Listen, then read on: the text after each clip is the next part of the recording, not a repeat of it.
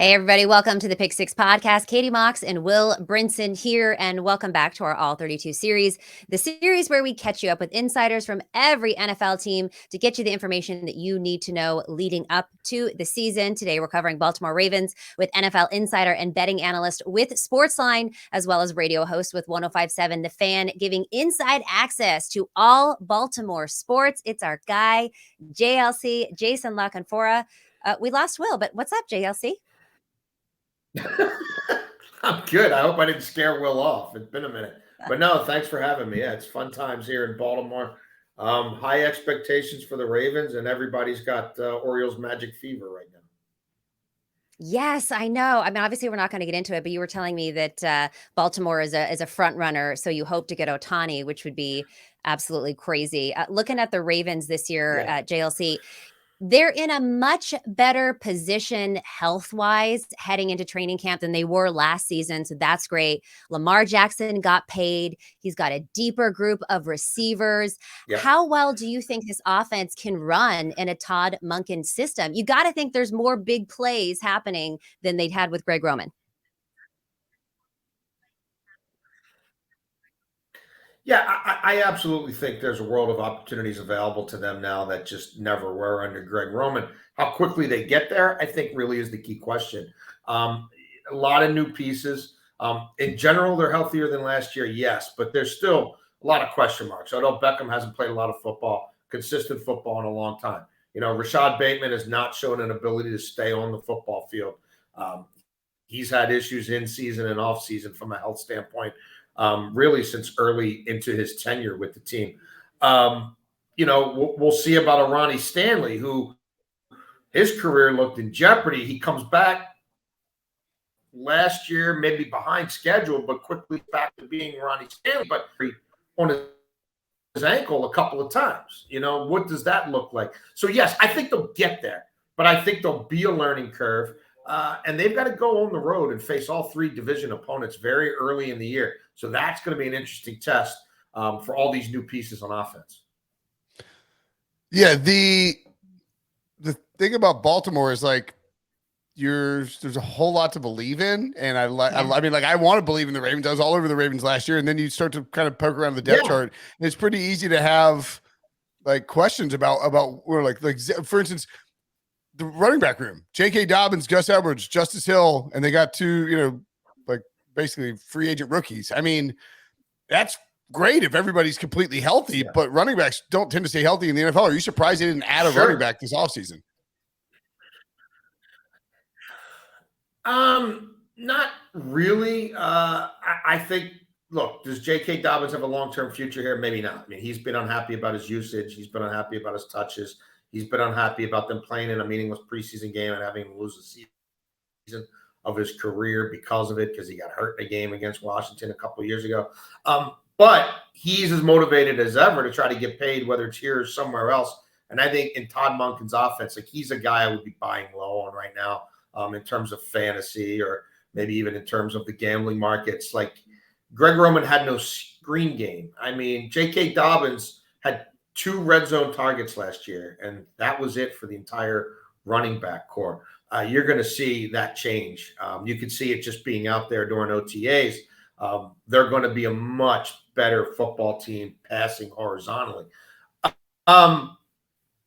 So I'm not too worried. I mean, yes, but he's coming off, he had to have another cleanup procedure in season, which isn't ideal. And then, Gus Edwards has been dealing with injury situations as well. And Gus is behind JK right now. And we'll have to see what it looks like in the preseason. And their fullback, Pat Ricard, is going to start the year on PUP. And I don't think he's going to be used as much as he used to be, but he's still a very useful element in their entire offense. So there's certainly questions. The macro level stuff that was hanging over them a year ago, though, that's been rectified. They got it done with Lamar, and they're paying wide receivers now. Like they have a legitimate on paper wide receiver room, which they haven't had around here in a long time. Now, whether they all hold up remains to be seen, but at least they actually tried this time. Yeah, JLC, you talk about how they're paying wide receivers now. OBJ, many people thought going into this year that he's probably under the most pressure with that 1 year, $15 million guaranteed contract. Now with D-Hop signing a 2-year deal, $26 million with Tennessee, I've been reading that people are saying that OBJ is even under more pressure than he was previously. What do you make of that? And what is the ceiling for OBJ this year? Well, look, I think OBJ did a hell of a job in getting the contract he did. I mean, the reality is it's a $15 million deal. And if he's healthy at all, the incentives are reachable. So even if he's just the 2019 version of OBJ that you see there in the Browns uniform when he went a little over 1,000 yards, et cetera, he's going to make $18 million. The D-Hop deal, I haven't really sussed it out in full yet. I'd like to see the fine print. Is it really a 2-year deal? Is it really a 1 year, $15 million deal? The 12 he's going to get plus incentives. Are there outs for the team? Are there outs for him? We'll find out. But yeah, Odell Beckham made a lot of money. I guess there's a lot of pressure on him. Not nearly as much as Lamar Jackson. Certainly here in this market, it's all the offense doesn't work. If Odell gets hurt, it's all going to fall on Lamar Jackson and Eric DeCosta, the GM, who frankly got Lamar signed about 2 years later than he should have, which obviously cost you more money and cost you more against the cap, excuse me, et cetera. But if Odell's healthy with all these pieces, I think he'll be fine.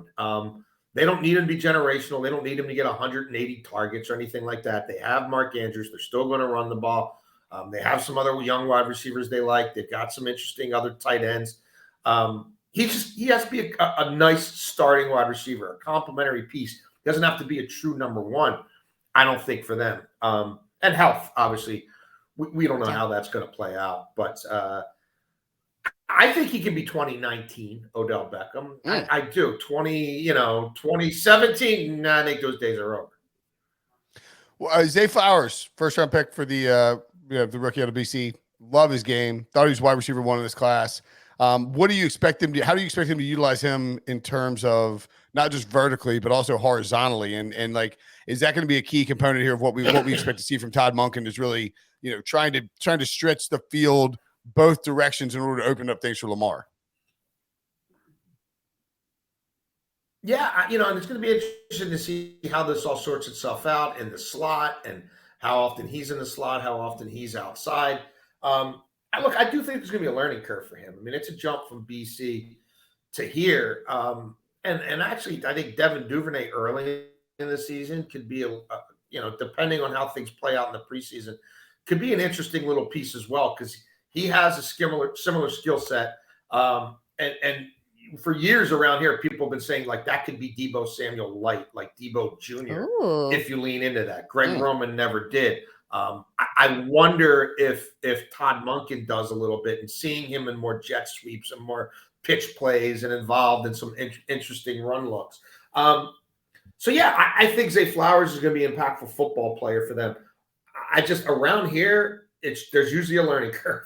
Like when they draft a wide receiver, it usually doesn't go very smoothly. Doesn't matter how high they take them. So I think a lot of people have a little bit of trepidation there because usually the guy they pick, frankly, isn't worthy of being drafted and long-term anywhere close to where he was drafted. And the size gives me a little pause because if you look at Lamar Jackson and who he tends to favor and where his eyes tend to go, I think he loves to use the middle of the field.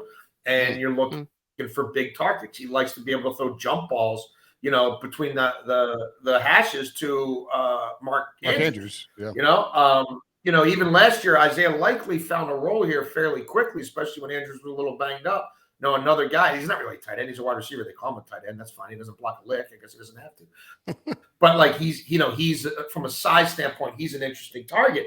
Like Rashad Bateman. Again, if he and Lamar ever stayed on the field for any amount of time together, with his catch radius, with his ability to go and high point the ball and box out a little bit. And obviously we know that Odell doesn't run like he used to, but his ability to just, know where the touch line is, to know where the boundary is, the body control, the ability to go up one-handed and reel something in. I think they've got some interesting pieces here. Not many of these guys are going to do much in the preseason. I imagine Zay Flowers will. He won't be doing it with Lamar Jackson, but Yes, I think again, second half of the season is where I'm kind of looking to see what's the division of labor there. Who's got the arrow pointed up? Who's been able to stay healthy? Who looks like they're someone who Monken's starting to favor a little bit. All right, we're going to take a quick break. When we come back, let's talk defense for the Ravens. We're on with JLC. Pick six. We'll see you in 1 sec. All right, JLC. Mike McDonald's second year as defensive coordinator. You get to start the season with Roquan Smith, right? Which they didn't have at the beginning of last season. David Ojabo excited to get back in the mix after, missing a lot of his rookie season with that Achilles injury. He's also excited to get back with McDonald from Michigan there. Then you got Broderick Washington, Justin Madubuike. They both look pretty impressive at minicamp. Good job. Good job. Look at you, Katie. Thank you. I was excited about that one. Madubuike. Is this a top 5 defense, JLC? I don't think so. I think there's a lot of questions here, and if the offense can hit the ground running, and again, all those new pieces, I'm not sure they will, but it would go a long way to letting this defense get its sea legs under him. Even with Roquan Smith here last year, it's a pretty poor fourth quarter defense. It's been a bad fourth quarter defense for a while, in part because they don't really have a closer. They haven't really had a closer since Terrell Suggs, was in his prime. That guy who is going to end a drive in the fourth quarter with a batted ball at the line of scrimmage, or a sack, or a strip sack, or a tackle for a loss. That dude might be Ojabo, but it's a very limited sample size of the NFL. I think he will be an impact player. You talk to Chuck Smith, who they brought in, long time defensive line, pass rush guru. He ran his camps for years. He's now coaching with the Ravens. You listen to him talk about Ojabo, he's like, and this isn't a guy who's going to blow smoke, or he's not one to BS anybody. He's like, Ojabo's a dude. Ojabo knows how to set people up. Ojabo has go-to moves. He understands the mental aspect of pass rush, and he's a physical freak. Listen to him talk about Owe, who's going into Owe like he's a complete project. He talks about Owe like a guy who is look, he's got to understand the importance of having moves. He's got to have the importance of understanding how to play through 4 quarters. He's got to understand the importance of counters and feigns and deeks. And like, he talks about him like he's completely rudimentary. I still think they need to add a veteran pass rusher. It does not sound like, from what I've heard, a reunion with Justin Houston is in the cards. 9.5 sacks out of him last year. I know pretty much all came in 3 games, but I think his pressure rate was 15%. Still pretty good, especially for a 34-year-old. We'll see if they go with an Ingram or, somebody else. Dunlap, there's dudes on the street. I think they could use that old head in the room. I think Tyus Bowser will be a little better 1 year removed from his surgery, but that's probably still, an 8-sack guy. Collectively, can they get it done? Probably.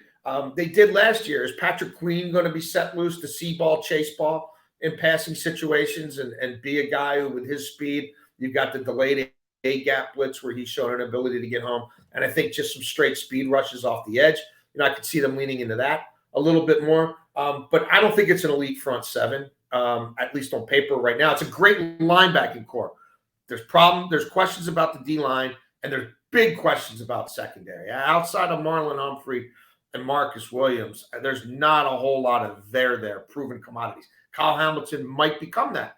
I think Kyle Hamilton's a big nickel corner. I think that's what he does best. I think they know that's what he does best. I think that's where he's going to play the bulk of his snaps, like he did the second half last year. Who's replacing Chuck Clark as that real other deep safety, or at least occasional deep safety and box safety to go with Marcus? We'll see. Rock Ya-Sin, I don't know. He's bounced around like he can play in the NFL. Is he a legit number 2 corner on a team that frankly people are going to spread out? They're going to get an 11 and they're going to test this secondary. I don't know if he's going to hold up. Brandon Stevens might be an interesting guy. He might even win that other safety job. But there's a lot of questions with him. Jalen Armour-Davis couldn't stay healthy in college, hasn't stayed healthy to this point in his NFL career. So I have real questions about the secondary. I think it's fair to have questions about the defense as a whole. I mean, the pass rush thing is a big concern for sure. I mean, like you need to have that alpha pass rusher. When we look at the odds for the division, JLC, This is where it gets interesting with the Ravens because Cincinnati, that's their over under. Yeah, here's the division odds. Cincinnati, the favorite at plus 125, and then the Ravens at plus 275, the Browns plus 380, and the Steelers 5-1. How does the Ravens at almost 3-1 intrigue you as a possibility of taking that division down? I think the Ravens will surpass their 9.5 win total, but some books have them at 10.5. I don't know that that's an interesting needle to thread. Like 10-11 feels about right for me. I don't think they get north of that. And frankly, I don't love their schedule. And if injuries do crop up, I worry about their depth in some critical areas. In terms of the division, I think the Bengals are the best team. The way I would play this is I'd shop around a little bit. I'd get plus 350, Bengals to win the division, Ravens to finish second. I do believe they're the two best teams in this division. I think Cleveland has some major crap their pants potential, and I think the Steelers are going to be the Steelers. They're going to win more than they lose. If Matt Canada can do the job, maybe they're a playoff team. If he can't, they're still going to win more than they lose, and he'll be gone, and maybe the offense will take a real jump next year under somebody else. It's a tough division. You could make the case for all these teams being in the playoffs, but I do believe Cincinnati and Baltimore are the two best teams on paper in this division. And the fact that if the Bengals had lost a coordinator or something, if Zach Taylor's now having to do he's having to do multiple jobs, right? And he's having to scheme and call plays and run the sideline. Okay, I would maybe buy some of the people who feel like it's time to start fading them. But they've kept that, they lost a couple safeties, right? Other than that, the band's all back. And most importantly, their brain trust is all back. So I like them to win the division. I mean, plus 125, not a ton of value there. But yeah, I'd play Bengals to win, Ravens to finish second. What about MVP? A lot of people talking about how this is going to be an MVP caliber year for Lamar Jackson. His odds are interesting, actually 15-1 for MVP. He just got paid. He's got receivers now. He's got a new offensive coordinator. Is that something you think worth a sprinkle? Does Lamar Jackson have a shot this year?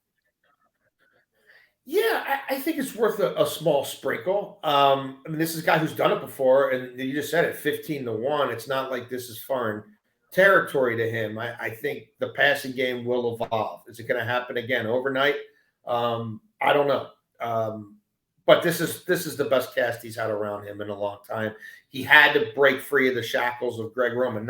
I'm giving Greg Roman a ton of credit for reinventing this thing and getting Lamar as ready to play as he was in the middle of the 2018 season and doing what he did in 2019, even through 2020. But when it was time to evolve, that it just wasn't there in terms of his concepts, in terms of his philosophies, in terms of his game day tendencies. So Todd Monken, especially if Lamar embraces this screen game, if he just really leans into the fact that let me toss it off to Dobbins and let him do the work, let me dump it down to Flowers and let him do the work. I don't have to take as many collisions. I don't have to do it myself. I don't need to try to run for 8 yards. Let me throw it for 3 and let him run for 5, and we'll get the first down that way. I think, that's going to go to his longevity, and that could go towards him playing closer to 17 games, which obviously he hasn't been able to get to. But it's a good offensive line. And so, yeah, I think if he stays durable, is he somebody who is going to, on the passing numbers alone still, is it going to be nuts? No. But if he throws for, I'm looking at him as somebody who, if he throws for, could he average 2? Let's say he plays 16. Could he throw for 2 a game? Can he get to 32? And then can he score another 5 to 8 himself on the ground? All right. So now we're around 40 total touchdowns. And depending on, what Mahomes does.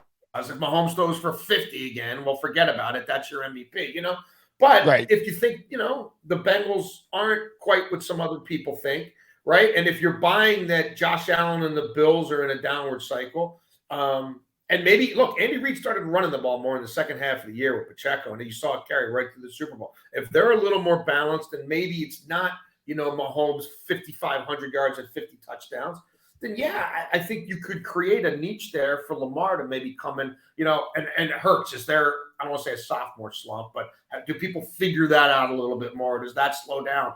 Although the NFC sucks so bad, maybe not. Right. Yeah, I think you can certainly create a scenario where Lamar's in the conversation. Zay Flowers. I really like Zay Flowers. I know you're a little worried about his transition, but 22-1 to win Offensive Rookie of the Year. Bijan Robinson, who I love with all my heart and soul, 3-1. Bryce Young 4-1. CJ Stroud 6.5-1. Jahmyr Gibbs 7-1. Anthony Richardson 9-1. And then Zay Flowers all the way down to 22-1. Obviously, some wide receivers in there in between him. Any interest in that at all, or is just not enough passing, not enough involvement in the pass game to really make him a likely possibility? Like if they hadn't gone out and done the Odell Beckham thing, you know what I mean? If they didn't have Rashad Bateman going into what's going to really be a get paid year for him, right? Because like if he wants them to pick up the 5th-year option and he wants to get on a trajectory towards making real money in the NFL, it's got to happen this year. If they didn't have as many pieces as they have, I might like it a little bit more. And for me, he's up there pretty significant. I get the 22-1. But, like, take the quarterbacks out of it, right? Because the quarterback, anytime you have quarterbacks drafted that high, and we think they're all going to play pretty relatively soon in their careers, right? You're going to err towards them. If you take them out, he's right in a cluster of really depending where you shop, 3 to 5 position players, right? With a couple of running backs and a couple other receivers, kind of at the head of the class. I tend to think it may be more likely to be somebody who plays on a lesser team, who has a bigger role, who doesn't have to fight for market share from the giddy up, who things just might automatically run through, who are probably more likely to do it. I don't hate it. I'm not playing it myself personally. And that's probably somewhat me, though, as someone who's just watched so many receivers here. Yeah. Just not be who they drafted to be. Like it's been a total and complete blind spot. Not even just for Eric DeCosta. I mean, Ozzie Newsome's amazing, but their evaluations of the wide receiver position have been off. So this is one for me. If I'm going to put my money into it, I need to have seen it first. And yeah, I mean, if the Steelers had drafted him, I might be like, I don't care who else is on that team. I'll go that way. But I gotta kind of see it. All right. JLC, a little pessimistic about this season. A lot of wait and sees. Hard to argue with anything that you've said. Thank you so much for joining us today. That's going to wrap our Baltimore All 32. Make sure you stay tuned for more of this series, All 32, with daily drops in your podcast feed and on YouTube. JLC, as always, such a pleasure. Thank you for your time. Thanks, JLC. Anytime, guys. Thank you.